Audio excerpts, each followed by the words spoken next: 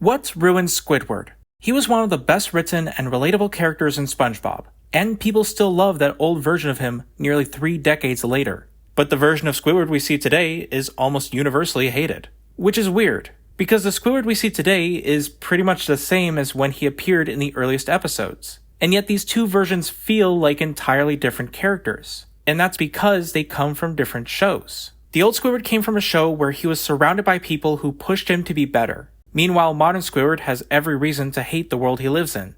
And I want to take the time to talk about this difference, and how a great character was ruined by being put in a bad environment. Let's start by talking about the old Squidward.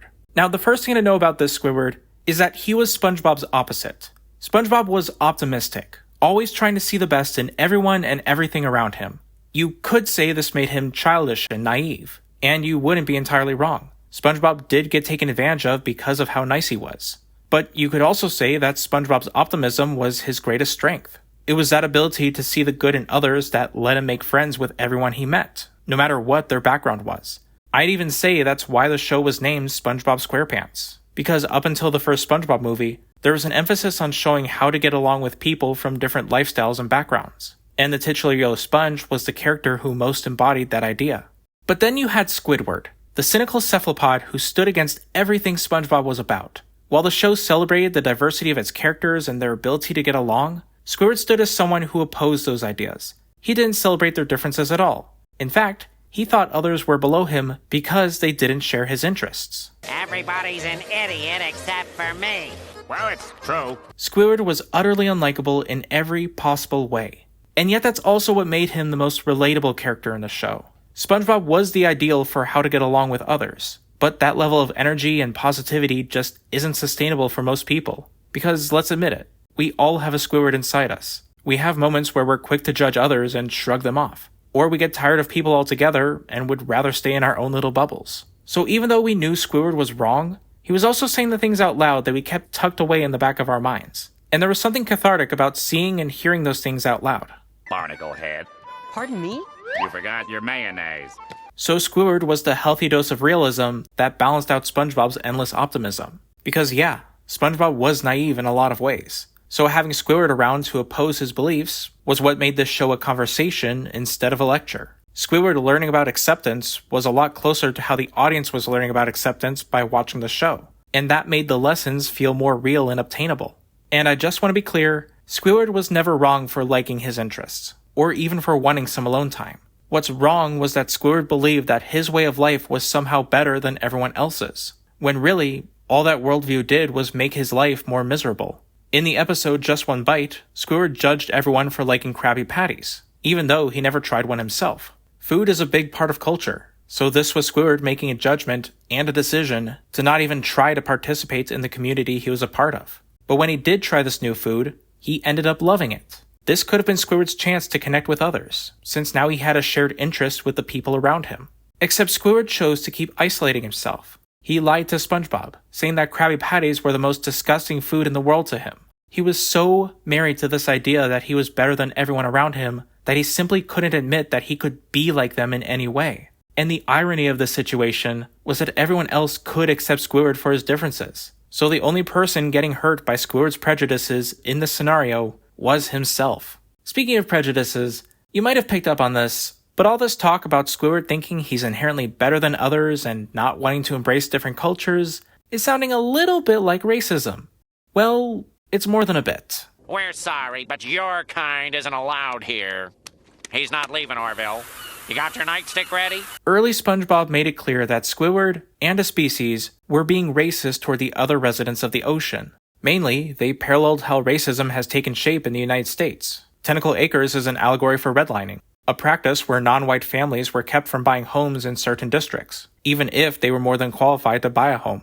This resulted in white neighborhoods. That's just like how Tentacle Acres only allowed people who they thought of as, quote-unquote, normal to enter the city. No starfish, just a regular, normal, peace-loving. This episode was the most overt about Squidward's prejudices. It said loud and clear that Squidward was in a racial majority, while SpongeBob and Patrick were minorities. And once you notice that, you can also see how racism appears in more subtle ways throughout Squidward's actions. He often describes SpongeBob and Patrick as loud and annoying neighbors, which in the United States at least, were dog whistles used to describe non-white families moving into white neighborhoods. A dog whistle is like a code. It's a joke or phrase that lets you say something racist without saying it directly. It's supposed to be undetectable by people who don't know the dog whistle, but get the message across to people who know what it really means. And on top of using these dog whistles, Squidward also shows a love for European and classically Western styles of art and music. Again, that's not a bad thing. But he believes his tastes are better and make him more refined than the other sea creatures around him.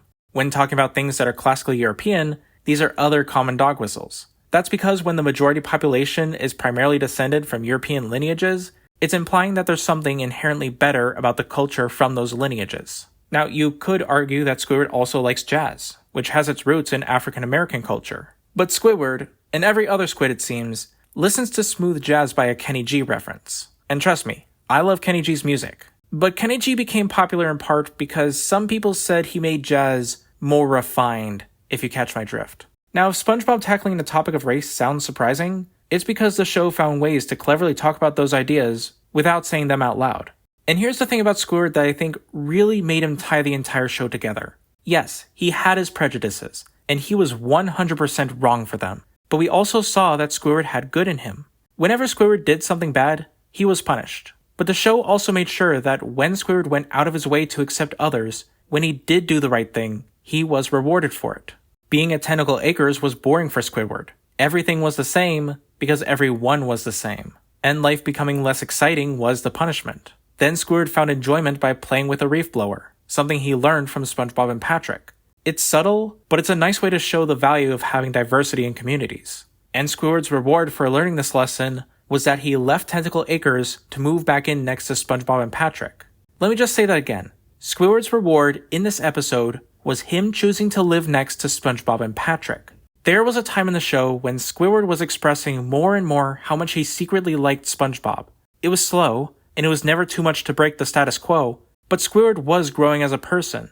He was starting to put his biases aside and enjoy the people in his community, albeit while still trying to put on his mask of not caring. And I think this growth came to its peak in the episode Band Geeks. The premise of the episode was that Squidward got a call from Squilliam, who just wanted to brag about getting his band to play at the Bubble Bowl. For context, Squilliam is basically Squidward, but if he was born with wealth and opportunity. There was even a scene that got cut from Squilliam's debut episode that showed him and Squidward in school together. Squidward wanted to give a flower to a girl he liked, but Squilliam had a whole bouquet and chocolates, which impressed her more. And even though this moment didn't appear in the show, we do see this dynamic in their interactions. Squidward and Squilliam might have started out in the same place and had the same ambitions in life, but it was ultimately Squilliam's resources that helped him accomplish everything he wanted. And having his band play at the Bubble Bowl seemed to be the final nail in the coffin of Squilliam living out all of Squidward's dreams. But taking this opportunity himself was too easy, so he offered it to Squidward instead. That way, he could see Squidward fail, and that would turn Squidward's dream into a constant reminder of how inferior he was. So Squidward rounded everyone up in Bikini Bottom and tried to turn them into a marching band within the 3-day deadline. They practiced and did their best, but to no one's surprise, Squidward failed. He didn't have the social skills to bring people together, nor did he have the ability to teach them how to play their instruments. Besides, why would these people even care about his dream? He never did anything to deserve their help. So Squidward simply accepted his defeat and was ready to leave it at that. But that's when SpongeBob stood up and gave a speech to get everyone on Squidward's side. He said they could imagine Squidward being a fireman or a paramedic, someone who would help them if they needed it. And while this bit is hilarious, I think it also speaks to the core of everything the show is about.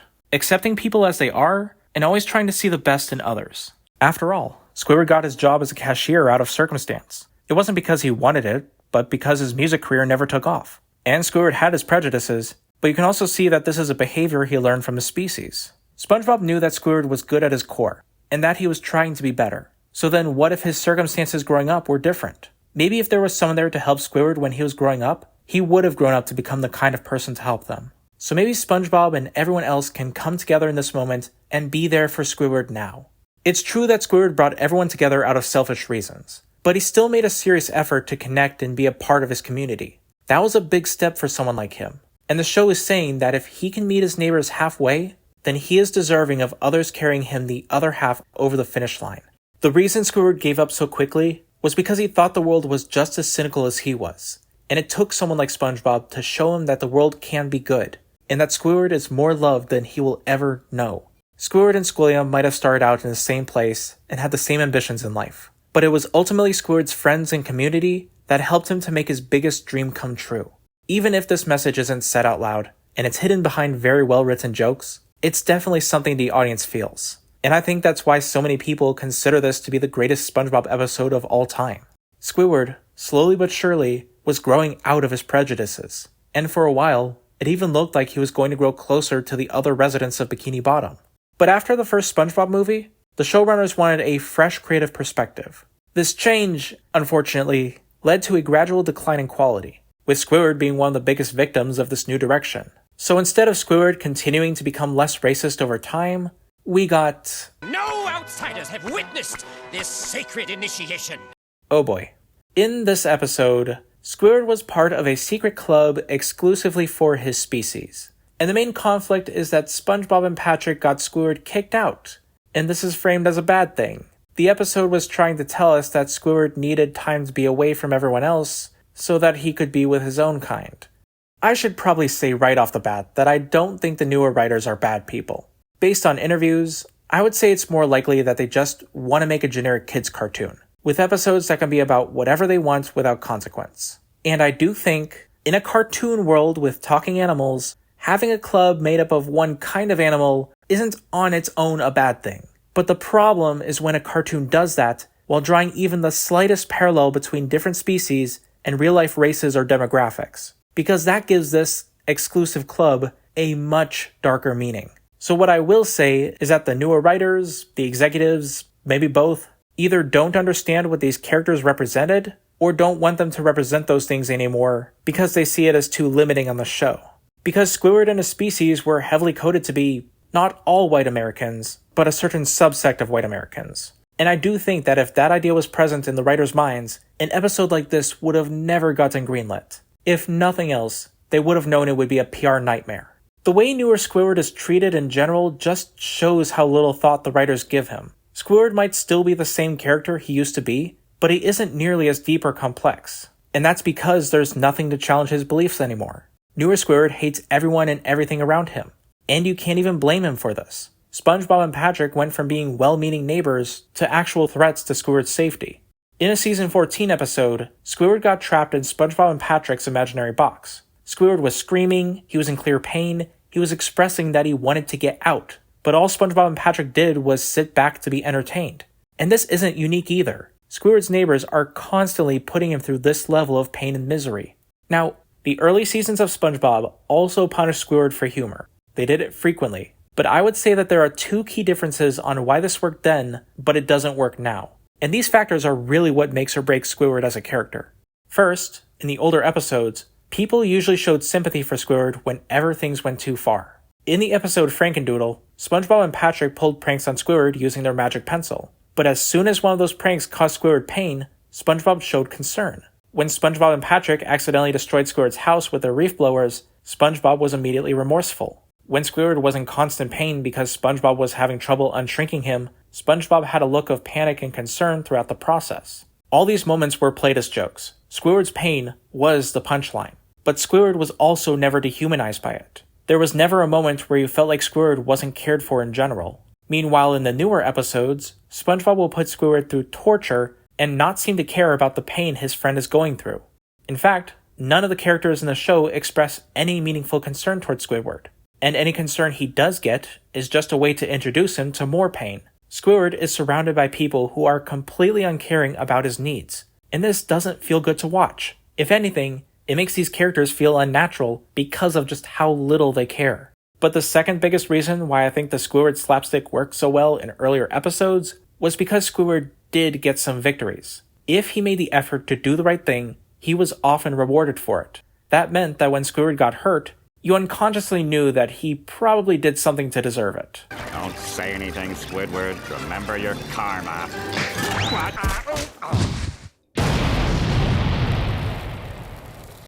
A good example of this was Season 3's The Camping episode.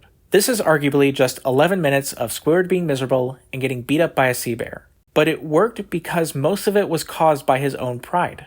Squidward ruined his tent because he couldn't admit that he didn't know how to set it up. And Squidward getting beat up by the sea bear was funny because SpongeBob and Patrick were always trying to give Squidward real solutions to his problem. We don't feel bad for Squidward because we know he could have made it stop whenever he wanted. He just had to admit that SpongeBob and Patrick were right. It's true that sometimes there wasn't a reward for doing the right thing, but the show still made sure to be nice to Squidward and give him real growth when it counted most. And sometimes the reward was simply that he had a closer friendship with SpongeBob. But now, Squidward gets punished no matter what he does. Even when something good happens to him, it has to be spun in a way that causes him misery. And because there's no way for Squidward to escape his pain, you can't help but feel sorry for him whenever he does get hurt. There's a season 13 episode titled Squidward's Sick Days. In it, Squidward has a nightmare about being at the Krusty Krab. Mr. Krabs is being overly demanding, the customers keep getting in his face, and SpongeBob is behind him the entire time pushing his buttons. And it keeps going until Squidward finally wakes up in a panic. It's depressing to watch, and you completely get why he would call off sick that day. But we can't just leave Squidward like that, so Mr. Krabs decides to punish Squidward for staying home from work. And he does this by sending SpongeBob to take care of Squidward. Because remember, now SpongeBob is a menace who represents everything wrong in Squidward's life. This is another episode that focuses solely on Squidward being miserable. But unlike the camping episode, there isn't anything Squidward can do to make his situation better. If he tells the truth, SpongeBob will force him to go back to work and get psychologically tormented. Or worse, Mr. Krabs will fire him. And if Squidward keeps pretending to be sick, SpongeBob will keep ruining his paintings and torturing him in his own home. It's not Squidward's pride holding him hostage, it's SpongeBob and Mr. Krabs. And the episode just ends with Squidward showing up to work, just as miserable as when he started. Let me just be blunt. Why would the audience want to watch an episode like this? Lots of people use their sick days off to take care of themselves. If Squidward is in that much distress, then he deserved a sick day off. But this is treated like some terrible act of laziness and deception in the show. It's saying that Squidward trying to take just one day to rest and be happy is deserving of punishment. That's why Squidward's pain in the newer episodes isn't as funny as it used to be. It just makes the audience feel bad for him now. But the worst part of all this is that it also undoes the message of acceptance that was so prevalent in the earlier seasons. These newer episodes that show Squidward in so much pain caused by everyone around him has made people start to say that he really would be better off living at Tentacle Acres or at the Cephalopod Lodge. And that is not okay. The Tentacle Acres episode was all about why segregation was bad. This practice of division and separation in real life is bad. Yet the show today does nothing but say the opposite, that Squidward has a valid reason to hate the people around him. And worse, that being around people different than him really is the source of his pain and misery. I know I said that the newer writers probably didn't mean any harm by writing Squidward this way, but here's the thing. What you don't think about can cause real harm. If you don't know about your taxes, you will still get in trouble for not doing them. And if you don't think about the implications in your children's show, you can make something incredibly damaging. This is a problem with the show as a whole, not just with Squidward. There's also that time that the writers implied that people who are unemployed just choose not to work so that they can mooch off the system. And trying to sweep all this under the rug by saying, well, we didn't mean it that way, isn't an excuse. It's a confession to lazy writing. It shows that no one bothered to think about what they were putting in their episodes, what the real-world implications were, or how it could be interpreted. I don't know if this is because of the writers themselves, or because they just don't have the time to think about it because the studio has such tight deadlines, but either way, it's not great. And none of this is to say that SpongeBob before the first movie was perfect, but it had a lot of heart, and more importantly, thought put behind it. The creative team back then went out of their way to tell stories that could teach kids real lessons about the world they lived in, and they told those stories in a way that kids would remember. Old Squidward was so memorable because he was the character that felt the most real. And even though the show was called SpongeBob SquarePants, I would argue that Squidward was the most important character in the show, because it was his life that was being changed for the better. And that was because SpongeBob was a part of it. When we engage with media, we want to empathize with the characters we see. We are ready to feel what they feel, experience what they experience. So if Squidward is in an episode, what is there to look forward to? Is it seeing how much SpongeBob and Patrick can psychologically scar Squidward? Or what about Squidward expressing blind hate at everyone who doesn't fit into his worldview? Is there at least a lesson or ideas to gain from all this misery? No, there's nothing. This show has become a bunch of miserable nothing. While SpongeBob is as popular as it's ever been due to memes and internet culture, the viewership on newer episodes as they release are hitting record-breaking lows. I think if this show wants to hit the height of its popularity again, it needs to have real thought put into its characters and stories. I'm not saying everything needs to return to the way it was before, but there at least needs to be a reason to watch the show, and stories that are so good and uplifting that people simply can't ignore them. Because yeah, SpongeBob was a kid's show, but it became popular because it was a smart kid's show. It appealed to adults just as much as kids. And just to show I'm not saying do better without any weight behind it, here's an idea I have for Squidward. Maybe Squidward could be a character who took some convincing to come out of his shell, but once he was out, he became the one in the group having the most fun. That's a side we've seen a bit in episodes like The Snowball Effect. That could be a fun idea to expand on, and it wouldn't break the status quo. Squidward could even act like an older brother to SpongeBob and Patrick. He could think he's too mature to play with them, he finds them annoying and likes to mess with them from time to time, but he always cares about them at the end of the day. Wouldn't that be a dynamic that's a lot more fun to watch? Isn't that so much better than everyone being miserable? Those are just some of my thoughts on Squidward and what I think the show has lost by treating him this way. And even though I still think that the old SpongeBob is still my overall favorite character in the show, I've come to have a new appreciation for Squidward. Not many shows can pull off having a racist character and make him so likable and relatable. But I think the reason that worked so well was because the show was so positive. It just forced Squidward to be a better person. And that was always the part of him that was so refreshing to see, because it really made you hope that the world could be a better place. I think the show also taught people that you don't have to become a Squidward when you grow up. I'm not talking so much about the racism, though you shouldn't grow up to be that either. I'm talking more about Squidward's pessimism, and him not wanting to deal with the world around him. I think in that regard, we all have a Squidward inside us. It just kind of happens as you grow older. You start to see the world for how it is. It can feel like a much darker place than when you were a kid, and it's easy to feel like things just aren't going to get better. But always remember that, like Squidward, more people care about you than you realize. Love yourself, and be the person to show others just how loved they are, especially if they might be going through a rough time. Because if there's one lesson I've really taken away from the show, it's that when everyone around you feels like a Squidward, try to be their SpongeBob. But hey, what the f do I know?